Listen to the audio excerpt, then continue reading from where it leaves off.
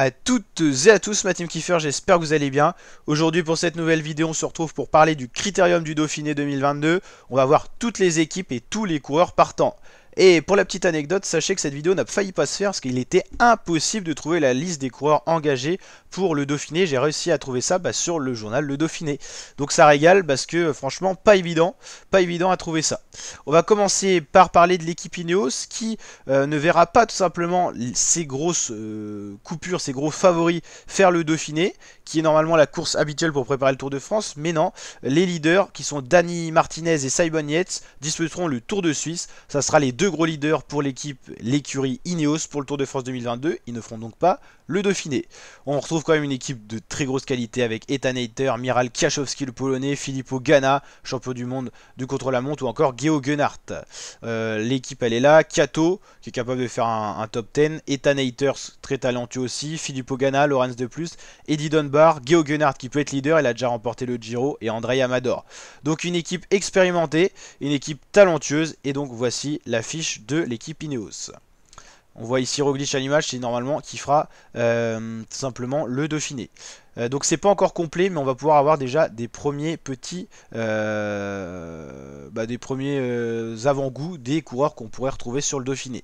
Pour Bike Exchange, on aura Kevin Colleoni, Dylan Groenewegen pour le sprint, Durbridge, Edmondson, Tsabu Grimay, Amund Jensen et Nick Schulz. Pour AG2R Citroën, on aura Stan Delwulf, Geoffrey Bouchard, Aurélien Paré-Pinte, Ben O'Connor qui préparera lui le Tour de France, le néo-zélandais qui est vraiment là, lui, pour être le gros leader de cette équipe AG2R. Il a toutes ses chances, il tourne très bien en début de saison, donc là, hâte de voir comment il s'est préparé pour les échéances des grands tours.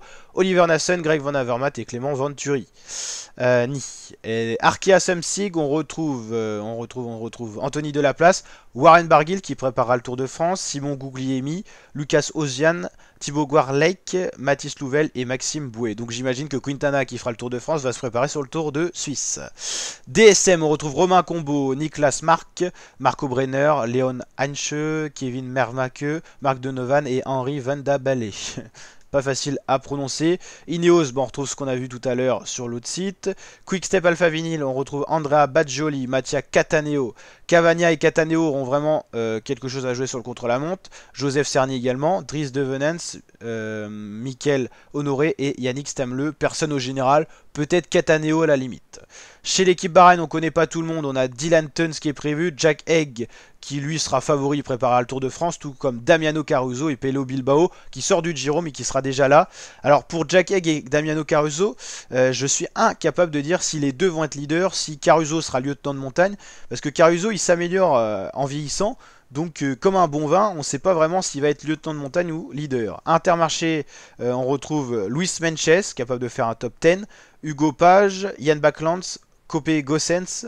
Lui, je le vois bien claquer une étape sur un format baroudeur. Lorenz Huss et Yann Hirt. Yann Hirt qui a fait un top 10 sur le Giro. C'est comme tout simplement, on va se souvenir, Pello Bilbao. Voilà, c'est des coureurs qui ont une grosse référence et qui sont en jambes. Peut-être un peu émoussé, fatigué, mais voilà quoi. Après pour la Lotto Soudal, on a Maxime Van Riels, Carlos Barbero, Steph Kras et Harm Van Hoek pour le général. BNB KTM, on a Elliot Littert, Luca Mozzato, Pierre Roland, Franck Bonamour et Victor Koretsky. Cofidis, l'éternel baroudeur Simon Geschke qui essaiera d'aller chercher une étape, mais bon, il est vieillissant et je le vois pas capable d'aller chercher une étape. Victor Lafay ou encore Benjamin Thomas. Victor Lafay, lui, il est jeune. Il s'améliore tout le temps, donc pourquoi pas aller chercher une étape pour lui. La FDJ, on aura Kevin Jeunesse, Michael Storer, Bruno Amirail, David Gaudu qui va préparer le Tour de France en tant que leader et Valentin Madouas pour épauler en montagne le petit leader français David Gaudu. Total Energy, on aura Sandy Dujardin, Edvald Boissonhagen, Fabien Doubé, encore Alexis Villermoz. Borans Greux, Nils Politz, Wilco Kelderman en tant que leader, Matteo Fabro et Patrick Conrad en tant que lieutenant de montagne pour Wilco Kelderman, qui vient de sortir lui aussi du Giro, mais en tant qu'équipier. Mais bon quand même, en montagne.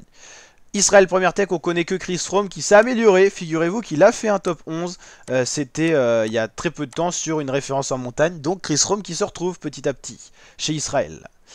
Astana Kazakhstan, Javier Romo, Samuel Battistella, Simone Velasco, Stéphane Debode et André Zeit. Personne pour l'instant sur la liste pour le général.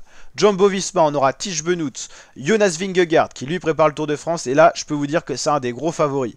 On en parlera d'ailleurs du Tour de France et des gros favoris. Van Aert, Steven Kruijswijk en tant que lieutenant de montagne, Primoz Roglic, co-leader avec Vingegaard, Juan Denis, grosse force pour contre la monte et peut-être pour le général, et Christophe Laporte pour le sprint. Jumbo Visma, c'est l'équipe la plus armée, tout simplement, sur le Dauphiné pour le moment.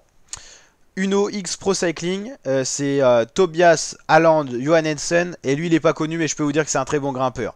Je peux vous dire que lui il va certainement aller chercher un top 15 au général. Egg, c'est Nikias Egg et Jonas Gregart. A noter que la Jumbo Visma, en fait le critérium du Dauphiné c'est la révision avant le Tour de France. On devrait avoir un copier-coller de l'équipe du Dauphiné sur le Tour de France si on n'a pas de chute, pas de blessure et pas de défaillance.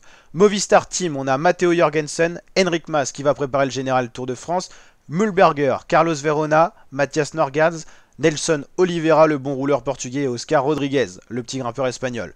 UAE Team Emirates, on aura le jeune Juan Ayuso qui lui va jouer le général, George Bennett en tant que lieutenant de montagne, Machka pour lieutenant de montagne, Brandon McNulty, l'américain, lui pourrait être leader.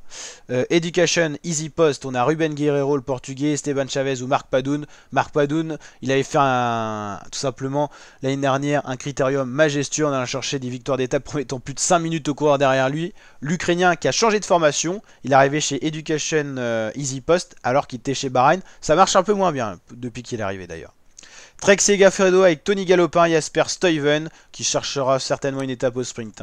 C'est un des meilleurs sprinteurs alignés. Kenny Elissonde. Les courants en lice pour le classement général, ils doivent être mis plus bas. Ah non, ils ont été mis en étoile, d'accord. Donc là, les gros favoris, c'est Primoz Roglic, Jonas Vingegaard. On a qui? On a Juan Ayuso qui, selon moi, fait partie des gros favoris. On a certainement d'autres grands coureurs comme alors que je dise pas de bêtises, moi je verrais bien Caruso même s'il n'y a pas l'étoile.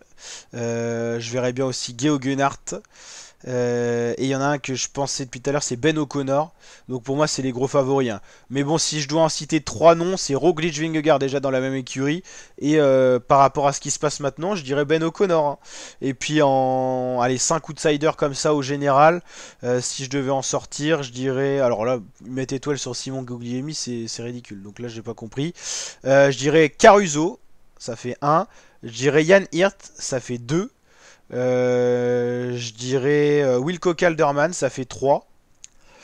Je dirais Henrik Mas, ça fait 4. Et après, on connaît pas tout le monde, donc la difficulté. Juan Ayuso, ça fait 5. Donc voilà. N'hésitez pas à me dire en commentaire qui vous voyez remporter ce Dauphiné. Mais c'est vrai que la Jumbo avec Roglic et Vingegaard, ça va être compliqué d'aller les chercher. Sachant qu'en plus ils ont des sacrés équipiers comme Benoît et tout ça pour les accompagner, encore Juan Denis.